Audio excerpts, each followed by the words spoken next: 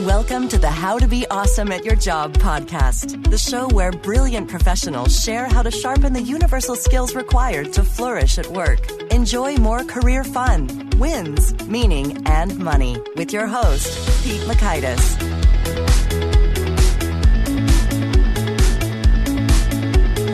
Hello, and thanks so much for joining us for lucky number 77 episode here with Maura Sweeney. And it is a lucky day because Maura's just got so much positivity and smart, practical wisdom for how that gets deployed in cool ways. So you're going to learn 1, effective remedies for stress addiction, 2, methods to countering a negative environment, and 3, some ninja verbiage to turn your adversaries into allies by doing this challenging while advocating thing that Maura is just masterful at. So you don't want to miss that one. That's about 40% into the episode. So that one for sure you got to get. I also recommend getting the Gold Nugget email list summaries so you can hear those 3 takeaways from Maura and all the guests who've come before her and those to come after her. You can do that by just dropping by the homepage at awesomeatyourjob.com. And you'll get those summary wisdom nuggets sent to you in an email you can read in under 2 minutes. So here's a quick bit about Maura. Maura is a podcaster, international speaker, Huffington Post contributor, and creator of the Foundations of Happiness e-course. Maura Sweeney guides others on the path of living happy inside out. Armed with decades of experience as a law school escapee, a corporate manager, and a homeschooling mom, Maura launched out at midlife to pursue her dream vocation. A world traveler and trademarked ambassador of happiness, Maura is a popular media guest sharing unifying good news perspectives with the world. Here is Maura. Maura, thanks so much for being here on the How to Be Awesome at Your Job podcast. Pete, thank you so much. I'm thrilled to be with you, and thanks for having me on. Oh, yes. Well, I'm thrilled to have you. And I think there's so many fun directions we can go with this. And it's funny. It seems like you've raised a very successful daughter and I'm getting married shortly. So it's funny. Like I'm interested in all sorts of even bigger content now than I was a year ago. Boy, you did do your homework checking into my background. You knew that I homeschooled my daughter, and one of the things I brought her up to do is to really find what made her happy and to pursue what made her happy. Very interesting. Thanks. Oh, sure. Well, yeah, that's good. That's good. So I want to know, you've done a lot of studying when it comes to happiness with conducting a happiness survey for a number of years. I'd love to hear some of maybe the most striking or surprising or compelling insights that have emerged from those data. Well, so interesting. There are people that have done big studies like Sean Aker, who wrote The Happiness Advantage. He's been spending years at Harvard University pointing to the fact that if we pursue our happiness, we tend to be more successful. This pursuit of happiness for me has really been a lifetime pursuit. And I have a lot of things I had developed knowledge, let's say, about how we can live a happy and successful life.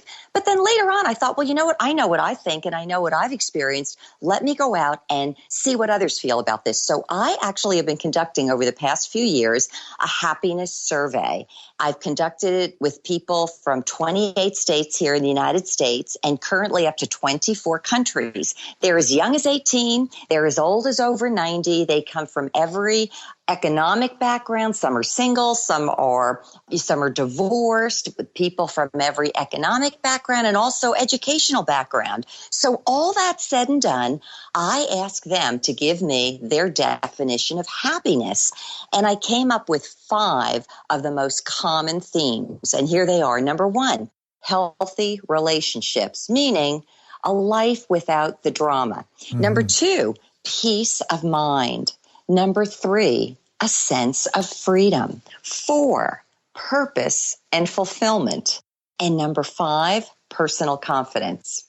So all of those things are the basic elements of what people use when they consider that whole concept of what is it that makes me happy? I want healthy relationships. I want to feel a peace of mind, a sense of freedom, a feeling like my life is both purposed and has some sense of fulfillment, and that I feel personally confident. And when you think about all those elements, you already feel better just with the thought of them, right? Oh, yes. I want them all and lots of them now. Right. So think about what that does for all of us in life. As we know that those are the most important things to us, why not then create a life experience around those kinds of values? When we know what they are, it becomes easier to create a better life, in or out of work. Okay, well, that sounds excellent. And so within the work area, I guess, and out of work at the same time, I wanted to touch base on a couple of your podcast episodes. One was about being addicted to stress, and the other about taking a mental vacation. They seem like those are like a yin and yang, or one that could be a solution to the other. Can you unpack a little bit of your content there? What is a stress addiction? Is it real? And how's that affecting us? And what are some solutions? Yeah, imagine that, addicted to stress. Funny you would have picked those two out because they had shared quite a bit of times and people had referenced them several times as well. Addicted to stress. I gave in that podcast some of my own personal backstory that I was always stressed out. I was always worried, but I didn't even realize it because it was so familiar to me. And then I took it on a larger framework and I asked the listeners how many ways they have gotten caught up in a stressful cycle. Sometimes when we are in an environment that is so familiar to us, that we don't step out of it, we tend to think that wherever we are is normal. And it's not until we take a moment and step away from it or even feel what we're feeling in that moment that we say, wait a minute, I want to get a little control over this. And it is so common that when we get into a stress mode, we almost use it to fuel ourselves for higher levels of stress. And I don't know about you, Pete, but a lot of times if I'm stressed, I end up being far less productive, far less creative, far less inspired. And I find myself really feeling like I'm reduced rather than increased. So that was one of the things I talked about. So addicted to stress was one, mental vacations were the other. Both of them surprisingly did get a lot of shares and a lot of comments. Addicted to stress and mental vacations have everything to do with the theater of the mind. And a lot of us don't even realize where we're living in our own mind and in our own lives because we don't have the emotional intelligence to step back, look and feel where we are and say, wait a minute, what am I doing? Am I in the middle of something I don't want to be a part of? And how can I recreate my life so that I feel less stressed and more like I am on a mental vacation?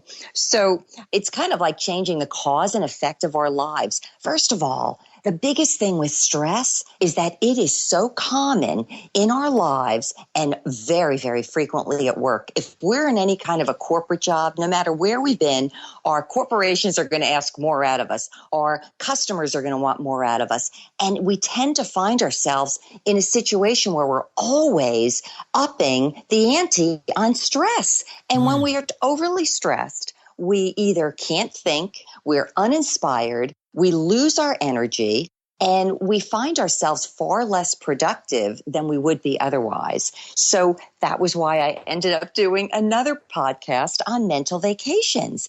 If we can identify sometimes what those triggers are that give us stress or make us nervous and step away from them and rethink where we are, catch our breath, and even think about something that makes us happy, like a favorite place, a wonderful song that really uplifts us, a great memory. It could have been a party or just time with friends. And we replace our stress with that positive thought or that wonderful image or the great sounding song that we remember. Any of those things, we end up repositioning our mind and our emotions.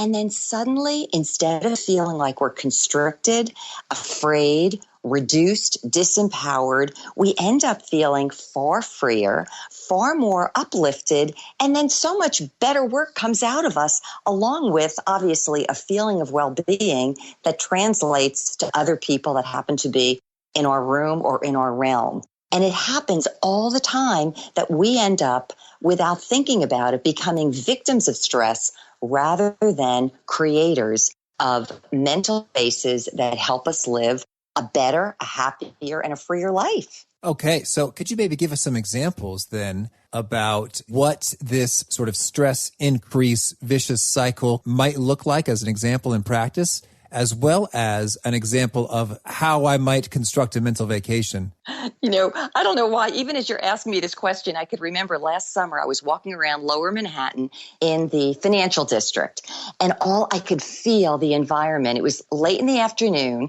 and I was right around Wall Street, and there were tons of people all dressed in their black or navy blue suits.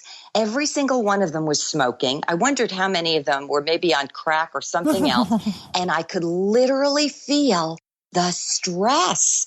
Anybody who knows anything about Wall Street will know people work their brains out there. Mm-hmm. It is just a high stress environment. And there I was right in the middle of the stress circle, probably one of the top stress circles in the world.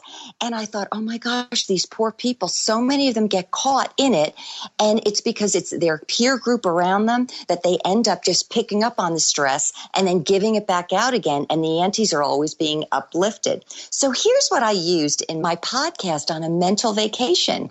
One of the things I've done for years is I would always get up extra early in the morning. I'd take time for myself. I'd usually have a notebook nearby, maybe a book that would have some great quotes or something inspiring for me to read.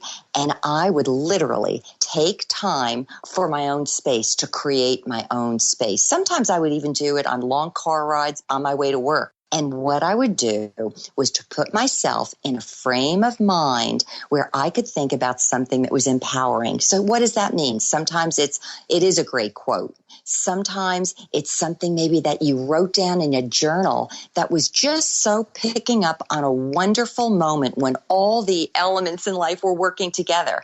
And by putting myself right back there, looking at what I wrote in my journal, my emotions, my mindset, and even my body would just get into a much more relaxed mode. Nobody could do that for us, Pete. We have to be the cause of the way we feel in life and what we give out. We can't always be a receiver of every crazy thought that comes our way. Sometimes we have to take control and be the creator of our thought life, the creator of how we think and how we comport ourselves. There's something I always think about. The word abdication? Mm-hmm. We always think about, maybe a king or a queen abdicated their throne. Well, I always think about this. We have a throne of authority within us, and oftentimes nobody tells us. And that throne is, where am I going to live? Where do I choose to live? Is it going to be a happy space that's always thinking about good things? Or am I going to put myself in a land of chaos where I'm always contemplating the worst thing that could happen, or the next risk ahead of me, or something I'm afraid of losing? By controlling our thoughts, we're literally not only taking a mental vacation, but sometimes returning to that place at the very moment of the day when we're at risk of doing or saying something really ridiculous at work and throwing the day off. Mm-hmm. I hear you. And so you're saying the actual practice then is to just sort of conscientiously establish what are those thoughts going to be, and you could be aided by a journal. Any other sort of resources or tools to get there? Right. It could be journal. How about this? Music. How many people could be at work during the day and they're doing some work, but they could also tune into music that really makes them feel good, whatever that happens to be. And that's just a real easy way of doing it. The other thing is, it's to step out of toxic environments or toxic relationships very slowly, very carefully. But I would attribute all of that to being mindful of where you are, where you feel your best and where you don't, and take incremental positive adjustments to change all the way you feel and all the expressions you've got into something that's more amenable for you to feel like you're happier, freer, and have a better sense of well-being. Okay. That seems like a great practice, and one that I've done a bit myself and I would like to do some more of. I think that there are times maybe in an environment where there is an extra dose of competition. You talked about Wall Street, or where there is sort of a lot of urgency or time-sensitive pressure that shows up that could really put fuel to the fire when it comes to stress. Do you have any perspectives on keeping that sort of calm and positivity going when you've got the tension around you there? I do. Can I offer us a quote that I love from Eleanor Roosevelt? Because I think it'll give people a very good sense of self. This is what she said. No one can make you feel inferior without your consent. And think about this in highly competitive environments or stressful environments. How often do we put ourselves down or allow others to put ourselves down or start trash talking? That word, no one can make you feel inferior without your consent. It's just such a great word because it again goes back to that sense of who am I? Am I going to abdicate my own sense of authority and freedom and sense of well-being to what somebody else is saying or what an atmosphere is dictating to me? Or am I going to remember I do respect myself and I will take good care of myself both inside and out? But did you ask more questions about how do we deal with competition? And is that where you wanted to go? So I guess part of that is the mindset and that firmness, and I'm not going to give my consent to this. So I think that makes great sense as one tool for staying afloat in that kind of environment. But if you got anything else, I'll take that too. Yeah. I do. This is what I love. Do you know how often, again, we can either be the effect of our environment or we can be the cause of our environment. We can actually be a positive influence wherever we are. So I always think about, all right, how can I be an example to others wherever I am? There's an expression from Gandhi. He said, be the change you want to see in the world. So let's say you're in an environment that is highly competitive. And, for 10 years, I was in the telecom industry, which at the time was probably the second most highly competitive industry in the country. So there was a lot of need to bring in more sales. And I remember oftentimes both in sales and in management in that field, I had to really think through new ways to do things. I had a manager who always said to me, Maura, you always see opportunity in challenges. He said, everywhere else, people look at the lemons. He said, but somehow you will always find a way to make lemonade. And so what do? You look at where you are and say, all right, I can either choose to see what I can't do or what's working against me, or I can use this opportunity as a way of saying, all right, what new thoughts can I have? What new perspectives or angles did I never look at before? We're frequently challenged in negative environments to give barbs back, to lower ourselves, to lower our standards, to start backbiting other people. But what if we choose the reverse? And I know these are things that I did for many years. What if you stop the negative or anti-talk against everybody else? What if you stop bad-mouthing the competition? What if you stop with your lies or trying to give negative responses to everything around you and instead being an example of positive values? How about if you change and you start recognizing and acknowledging other people around you for great things they're doing, wonderful ways they're working, fun things they just said, and literally turn that atmosphere around? What if you start offering encouragement and support and praise positively or openly as well as privately to other people around you? Believe it or not, I saw over 10 years period of time, those kinds of techniques having such a great impact on the environment that I worked in, but also in our overall productivity and success. People love being in environments where they feel free to be themselves, where they're acknowledged and approved and even maybe promoted for good skills they have. Sometimes even just to tell people what a great sense of humor they have makes them feel better and then uplifts the entire environment. And little things like that end up, rather than taking something like negative competition and making it worse, to turn things around into something that's uplifting and freeing and inspiring and beneficial for the group. And when people see that and feel it, Pete, they end up rising up into it and becoming a part of a different kind of a paradigm. And I have to tell you this, in my own experience, I was a branch manager. Oh, this was years ago, and we had the top branch in the United States, even though we had the worst rates we were offering to our customers. And we really didn't even have a strong marketing angle, we ended up having such a positively charged office that not only did we have the top office in the country, but we had the top salespeople in the country. We had a top sales manager in the country. We had a top, we just had a great working environment. And it was because we worked at being positive rather than negative, working together and collaboratively rather than finding ways to cut one another down, including our competition. Mm-hmm. And so did you have any sort of mechanisms or approaches? Because I think that I could be a little bit tricky to, I guess, call out behavior of someone else that is not appropriate for the culture you're trying to establish. But I imagine it's kind of also necessary to reinforce that. How did that play out? That's a very good question. When you say call out behavior, think about what we normally do. If we don't like somebody else's behavior, we usually attack the person, right? We make it a personal thing. For whatever reason, I learned how to be an advocate for other people, such as this. I know that you're really trying to do a great job here, but some of this behavior is actually working to your detriment.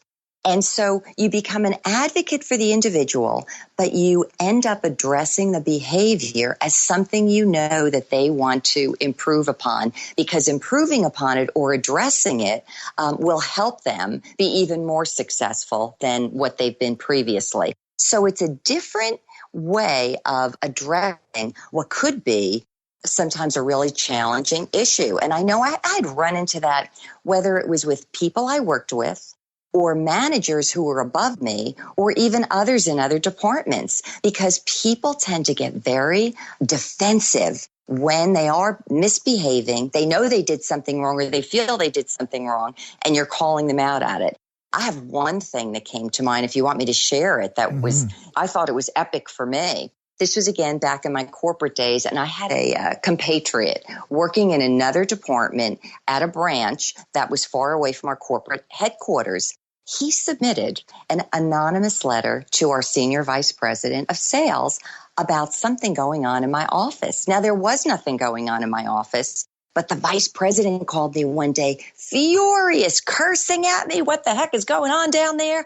It so caught me by surprise, and I had no idea who it could have been that would have written this so-called anonymous letter. First of all, I was very kind, and I held my ground with the vice president. And I said, whoa, this is a surprise.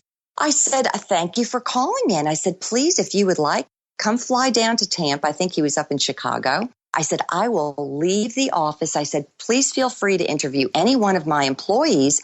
I said, because obviously there's something I'm missing here that I'm unaware of. And I said, that will give the employees freedom to speak with you openly. And I said, whatever you do find, please let me know, because I'd like to know what it is that I'm obviously doing wrong that I don't see.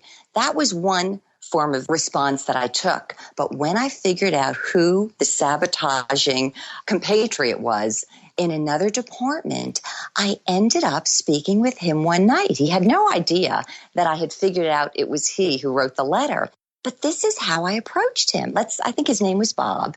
I said, Bob, I realized that you were very concerned for whatever you felt was going on in my office, and that you had written a note to our vice president. I said, but I guess I need to apologize to you.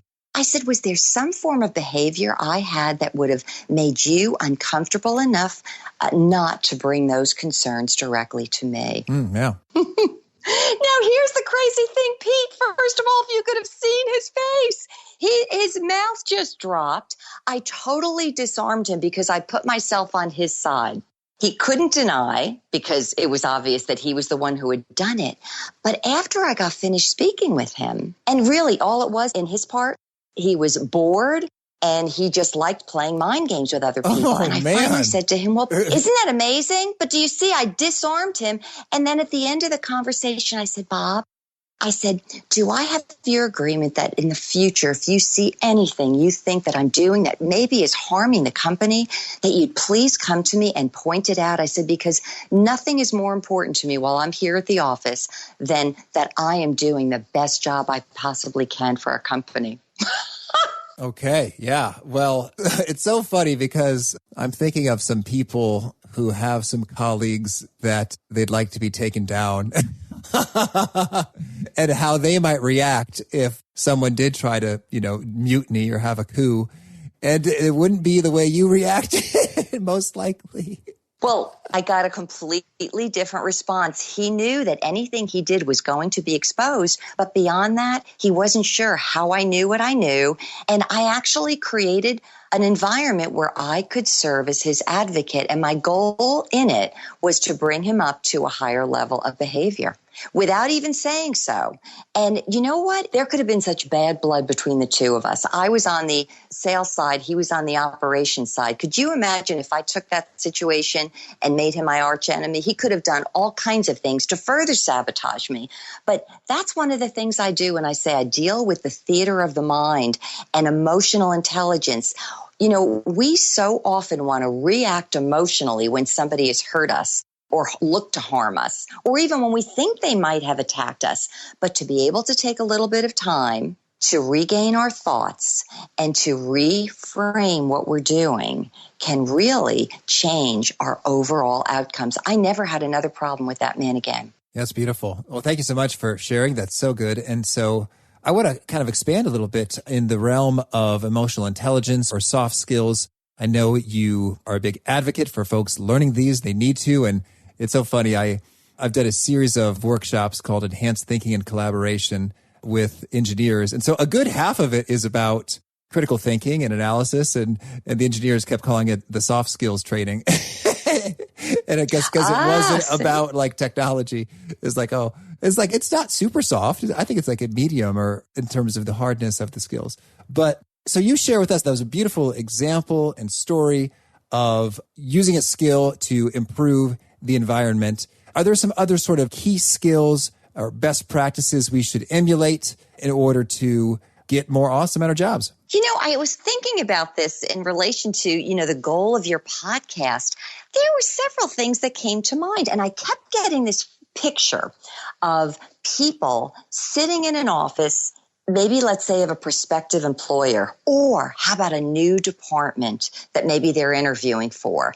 And, generally we can think about positions we want or jobs we think we want. And we will put our mind on just what the job title might be, or maybe what we think the salary might be. Maybe it sounds like a promotion, or let's say even the name on the door of the company.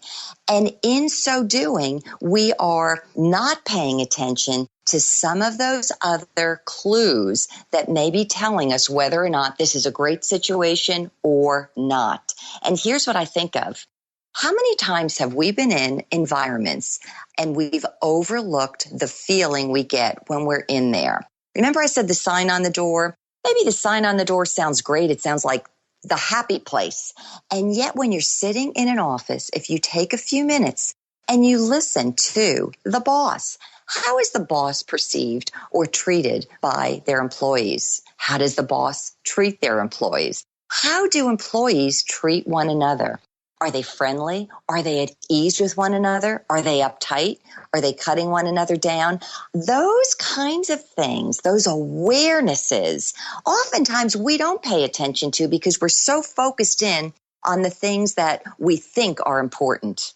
Some other things would be sitting in an office and chatting with other people and always being aware of what we don't have, or being mindful of maybe mistakes we've made, rather than those other talents and abilities that we have that we can bring to the table in any job, in any environment, that really give us an up, or let's say an advantage over others. We oftentimes look at things so, I would say, concretely, that we forget about those soft things about how do we feel? What kind of an environment is this? Oh, I'm getting offered a promotion, but does this also mean I have to work 14 hours a day instead of the current 12 I'm working?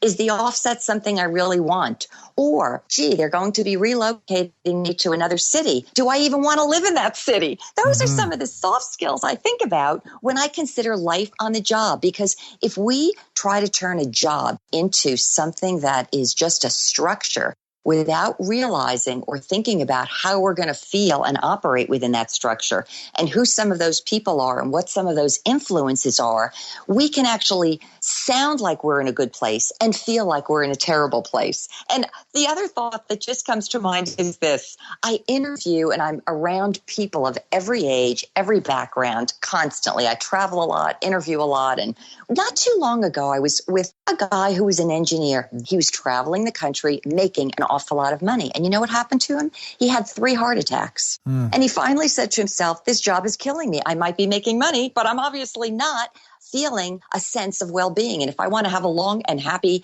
and otherwise prosperous life, I need to rethink. Those kinds of soft skills go right back to the very beginning of this interview, which is, what is it that I'm looking for? Do I have a sense of well-being? Do I feel a sense of purpose? How do I find my sense of being in the environment that I am?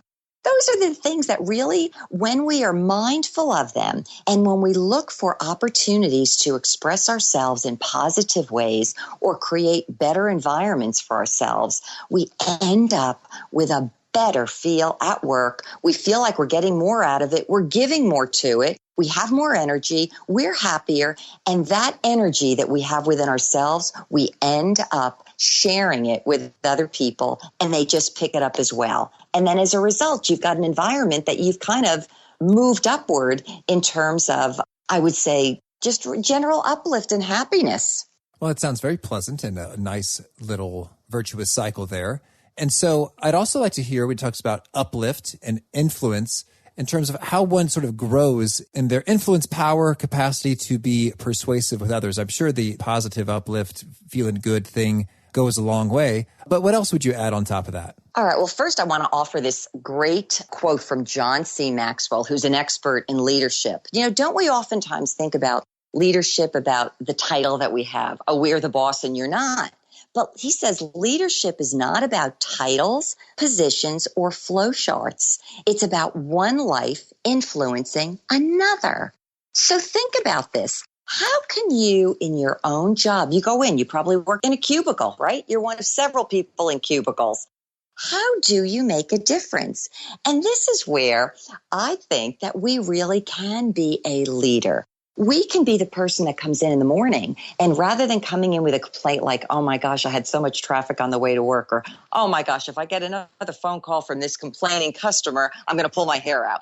2, what can I offer today that's a fun story, a positive remark to make? How can I help somebody? How can I support somebody? How can I maybe overhear what somebody just did and said, hey, way to go. I really like the way you handled that. Those kinds of things can help us step up our game, even as we are one of 100 people in the mix.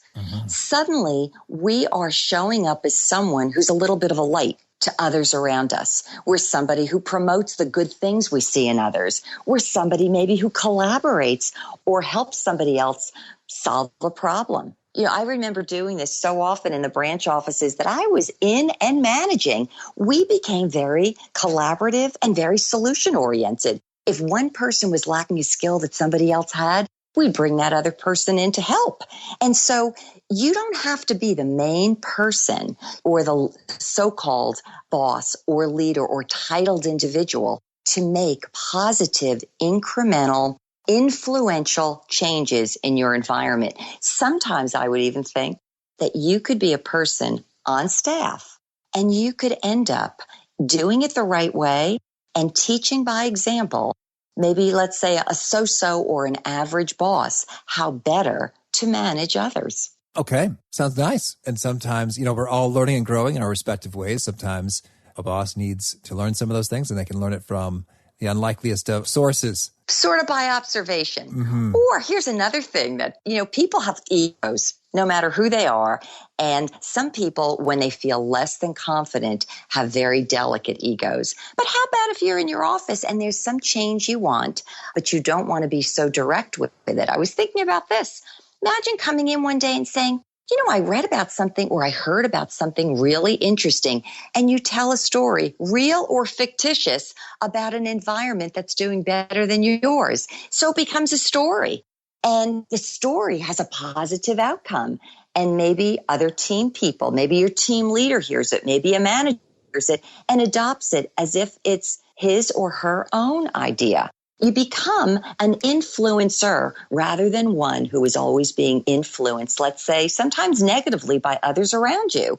And those are great ways to establish yourself quietly, incrementally, and positively as a leader without ever, let's say, threatening those around you. And the key to it is being an advocate for other people, seeing what's better for them. I'll give you one other example of something that came to mind in advance of this interview.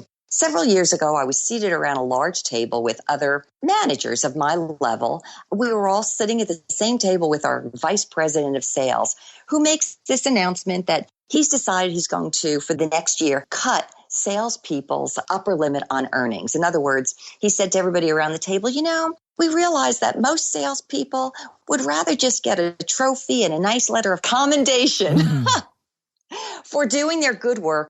And we don't really have to give them as much money as we were in the past. Oh, they realized that, did they? Well, wait a minute. Everybody around the table, all these other managers, they were my contemporaries, are sitting at the table and they are agreeing with the vice president of sales. Not one person said a word. Wow. And I'm there thinking, oh my gosh, if I have to go back to my office and tell my top producers, who I'm so thrilled for, that they're going to make maybe 80% next year of what they made this year, how could I do it? So this is what I suggested. I was directly across from our VP and I said, well, I'm hearing what you're telling me. And I said, no, maybe I'm alone in this. And I said, I'm not sure if this is a corporate decision where we need, to find extra funds or increase profits. I said, but can I just speak for myself in saying this? I have a feeling that some of our top reps in our office may be inclined to leave. I said, I know them quite well. I know that these are people that are willing to take a high risk job because there are high rewards on the other side. And I said, if that's a corporate decision that we need to go with, I said, I will absolutely support you on it. I said, but would you please give it some additional thought to ask yourself if what the downside of it will be if we end up losing some of our top producers? Well, you could have heard the rest of the table breathe a collective sigh of relief. No. And then people were like, well, yeah, that might happen in my office too. I put myself in a position as if I were that vice president, where maybe he was in a vice, but I gave him something else to think about rather than taking offense to what he was saying. And that was why I always use the word advocate. If people know we're advocating for their best interests, if we are seeing things from their perspective, but we're always trying to bring them up to a higher level, the resistance goes down. Did you know there was never another word ever spoken about reducing the rep's income? It was like it was gone. And it never happened. So there I was as one of the so-called underlings, but I phrased my position in a way that was never threatening to the senior VP. And what's also fascinating about that story is that everyone else just sort of nodded their heads and played along, even though they were thinking, that's nuts. Right. And doesn't that contribute to office stress? Think about stress where we started this interview. Yeah. We don't really speak up, but we probably don't even have the soft skills to do it with. And that was it. It was to speak up, but in a manner that was advocating for the person I was addressing. Meaning, let's come up with our best outcome for this. And it was giving my support, but it was also expressing some of the implications of going forth with that kind of a decision. Mm-hmm. Showing understanding, showing empathy. But I can remember sitting at that table thinking, there's 10 other people there or here. How come nobody's saying anything? They were agreeing by nodding their heads with the vice president. I'm thinking, if I have to go back and announce this as if it's good news, this is really going to be tough for me. Right. And that's so good. I think that really highlights the need for soft skills right then, right there. It's like when someone says something that you think is just plain nuts, do you have the wherewithal to highlight the potential facts, consequences, implications that suggest their conclusion should be rethought? I'm practicing right now. Or are you like the vast majority? I imagine the vast majority of folks tend to agree or convey that they agree, subtly or not so subtly, even when they don't, because it takes a little extra measure of risk or boldness is required to disagree with the head honcho. Right, exactly. And imagine the stress level. And then how about this? Talking behind the vice president's back. You don't think there'd be calls going back and forth, or speaking ill of the VP who really wasn't thinking through this? And so I tried to create more of a team atmosphere. We're all in this together. And as I said, if there was no other way to do it, if the corporation was being pressed for profits, I would do my best to convey this and communicate it to my staff. I said, but if we have other ways of looking at this, I said, can we also consider the implications that we may be losing some of our top talent and therefore losing some of the sales that we hope to consider as part of future revenues? So it was done as if we were all part of a team, and I was advocating for the best possible outcome for our corporation. But think about this. That's where I probably was setting myself across as some kind of a leader among my own peers, but I didn't do it in a way that was harmful to the dignity and the personhood of the vice president. And that vice president could be anybody. He could be your team leader, right?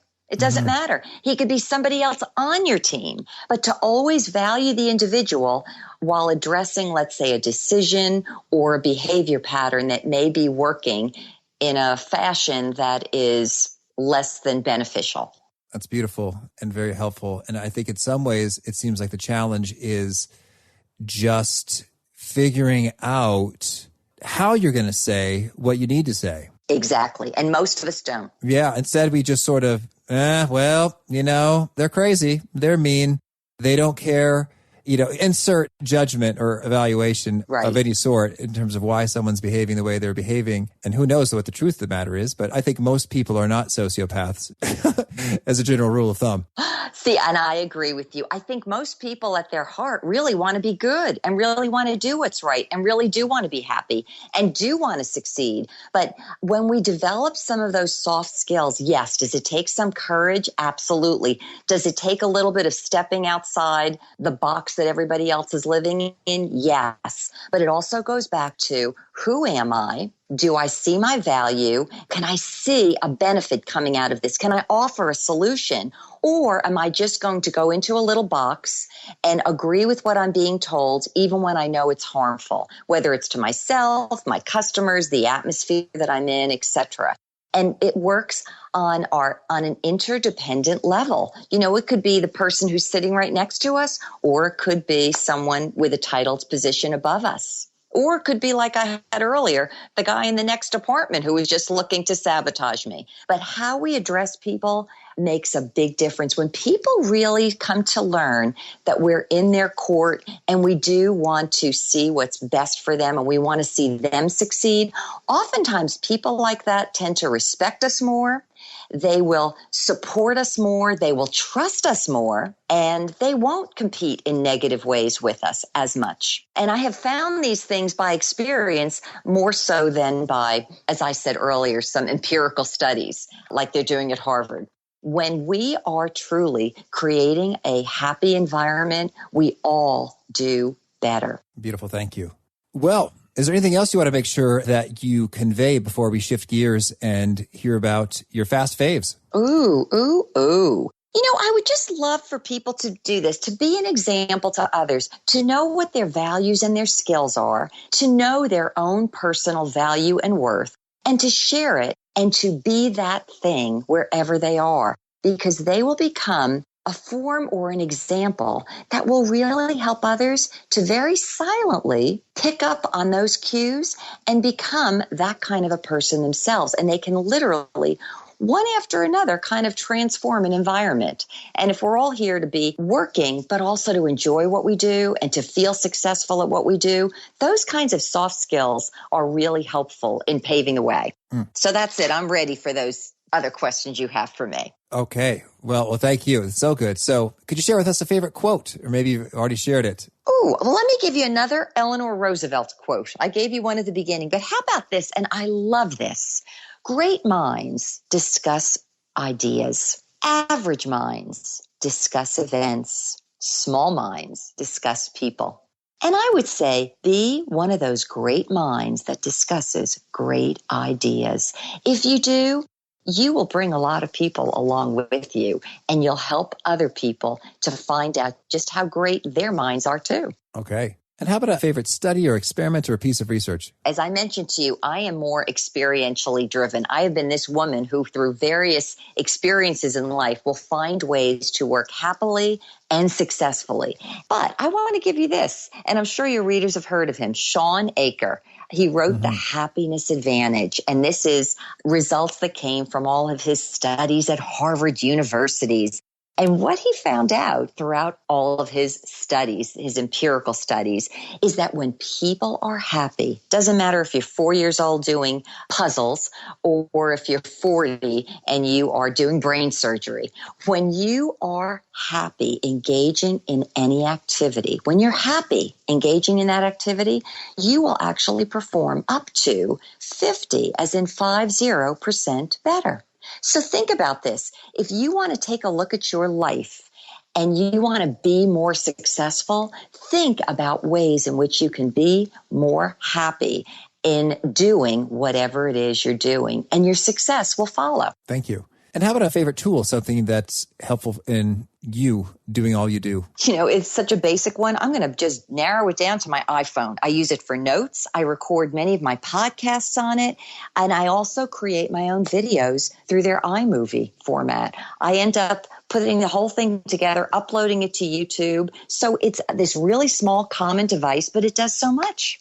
So that's my thing, iPhone. And how about a favorite habit, a personal practice of yours that's been super helpful? I would say it's what I referenced earlier. It is taking time for yourself every single morning, whether it means getting up early, extra early, or taking time when you're in your car. But to center yourself, become a little mindful, put yourself on your own throne and say, what are my values? What am I looking for in life? What things do I need to be keeping at the forefront of my mind so that my life is centered and I've created space for joy and a sense of well-being so that everything else in my day will go a little bit better and a little happier.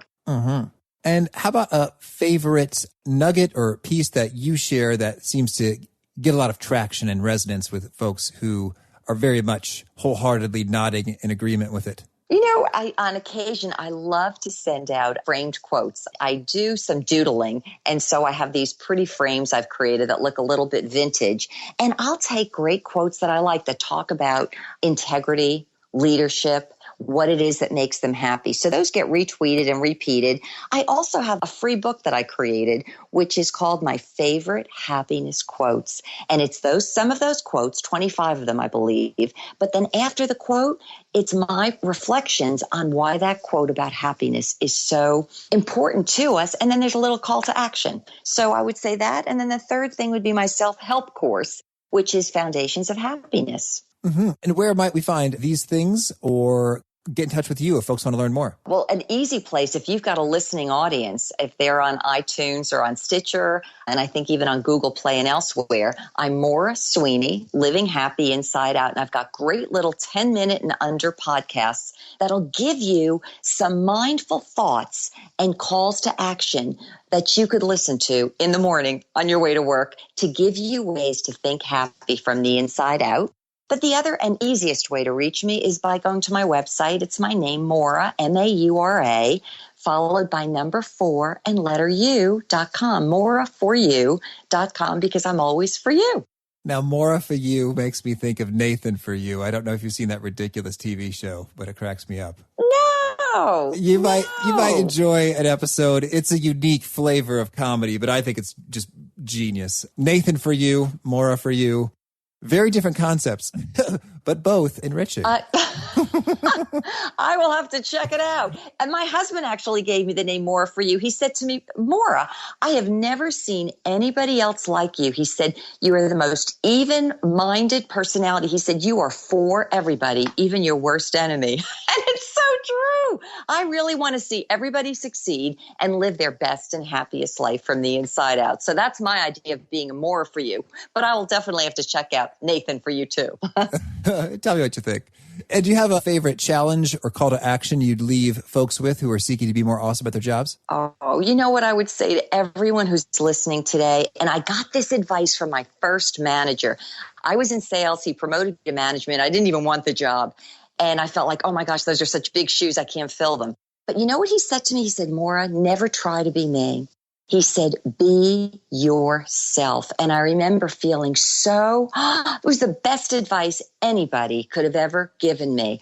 And so what I would say to anybody listening today, it's be your best self. Don't try being an inferior copy of someone else. There's only one Elvis.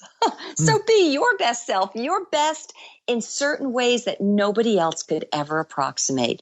And if you could see yourself through the lens of all the good qualities, attributes, skills, and other things you bring to the world, you will never be unhappy. On a bad day, you'll always find a reason to be glad. Okay. Well, Maura, thanks. This has been so much fun. I wish you tons of luck and keep on doing what you're doing. Pete, thank you so much for having me. And to everyone who's been listening today, I hope you have a great and happy day wherever you're working. Oh, did you get that? In terms of you share the understanding, you advocate for what folks are up to and after, indicating that you're on their side, and you just express that confidence and humility and kindness. It's unbeatable. I love it. So whenever you don't know quite how to say something difficult or disagree, I would recommend you jump right back on to episode 77 to check that out. And so if you want to check out the show notes, the transcripts, the links to things mentioned, that's over at awesomeatyourjob.com/ep77. And if you haven't already, please punch that subscribe button so you don't miss from folks like our next guest. It's Rob Walsh, a man who may have heard more podcasts than anybody else alive. I'm not sure, but he's the vice president of Libsyn, the dominant podcasting hosting platform. And he has some pretty cool, kind of fun, different perspectives associated with drawing the connection between podcasts and podcaster excellence and corporate and work excellence. So that's kind of a fun, different spin. Check that one out. And until then, peace. Thanks for joining us for today's episode. To get the most out of this conversation, visit awesomeatyourjob.com to find today's show notes, transcript, and infographic summary cheat sheet. For more entertaining professional skill sharpening, be sure to subscribe to catch the next episode of How to Be Awesome at Your Job.